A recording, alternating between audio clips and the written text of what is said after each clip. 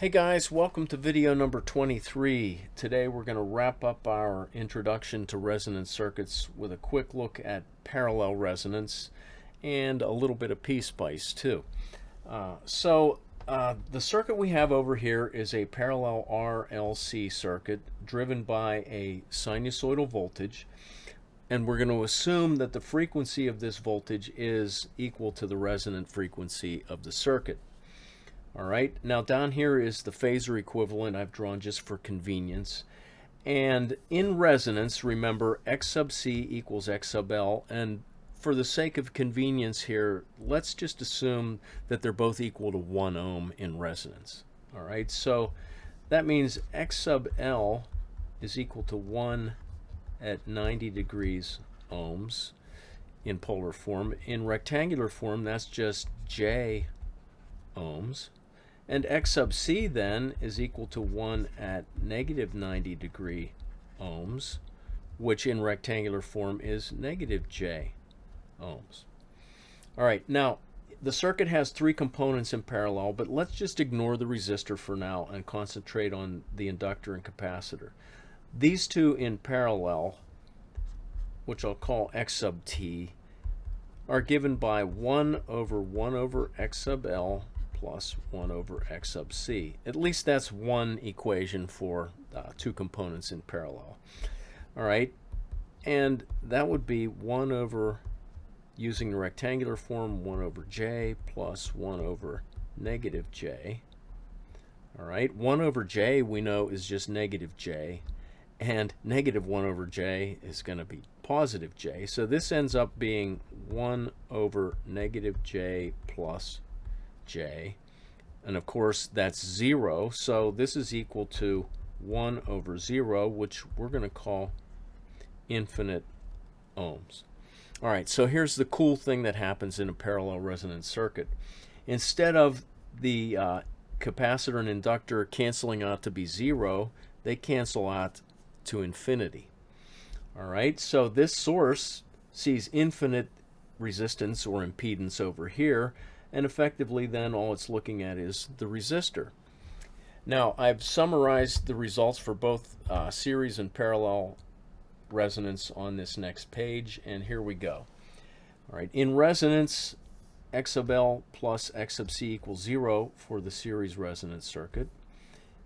X sub L in parallel with X sub C equals infinity for the parallel resonance circuit. So in both cases, in resonance, the circuit's reduced to this simple resistive equivalent, and the current is just V over R1. All right, now I thought it might be interesting to look at how the impedance that this source is driving changes over frequency.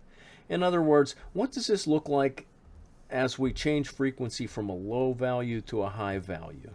All right, likewise for this circuit. That's kind of an interesting thing to look at, and I used PSpice to simulate the circuit in both cases to get these results. So starting with the series resonance circuit, I've used a 1000 ohm resistor, a 500 millihenry inductor, and a 0.05 microfarad cap. When you crunch the numbers, FO works out to be just about 1 kilohertz for this circuit. All right, I swept the frequency of this voltage source from 100 hertz to 10 kilohertz and graphed the impedance versus frequency over here. All right, now you'll notice I used logarithmic scaling on my frequency axis. That is, I started at 100 hertz, I swept to 1 kilohertz, that's a decade, and then I swept from 1 kilohertz to 10 kilohertz, another decade, and those frequency spans occupy the same linear distance on this logarithmic scale. So this is a 1 decade increase, and this is a 1 decade increase. And I use that because when I graph Z in versus frequency, it gives me a symmetrical graph about the resonant frequency. Now I know that's kind of a lot to absorb if you've never done this stuff before, but if you can just bear with me, hopefully it'll make sense. All right, so at very low frequencies, 100 hertz for example, the capacitor looks like a really high capacitive reactance.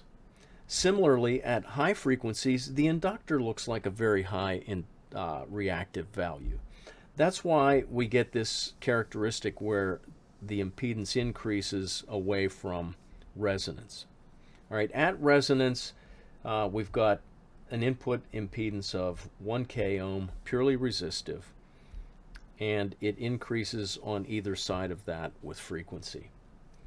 All right, now let's see what the input impedance of the parallel resonant circuit looks like as we sweep frequency. All right, and here we go. All right, before we look at the graph, I want to point something out about the circuit. All I did was use the same resistor, inductor, and capacitor values, except they're in parallel.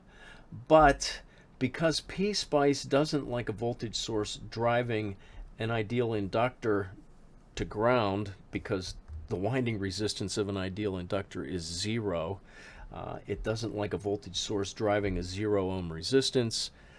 I had to include a little resistor here in series just to prevent PSpice from choking on this loop where I drive directly to ground at DC. So this resistor is small enough it doesn't really affect the results, but it prevents PSpice from having issues with this circuit. All right, anyway, in this case I swept my frequency from 10 Hertz to 100 kilohertz, a little wider range this time. And notice that at very low frequencies my impedance is small. In fact, it's about 31 ohms at 10 Hertz.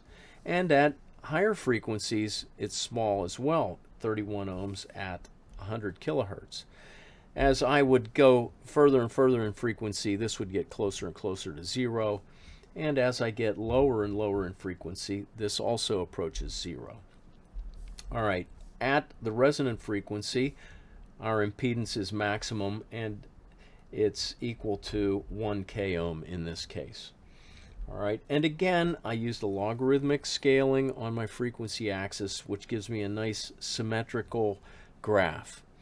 All right, if you'd like to see more of how PSpice is used to do these kind of analyses, let me know, because I'd really like to make some more videos showing how to use PSpice to do this stuff. And if anybody's interested, let me know in the comments. I'll probably make a few videos anyway, but it would be nice to know if somebody actually was interested in seeing it.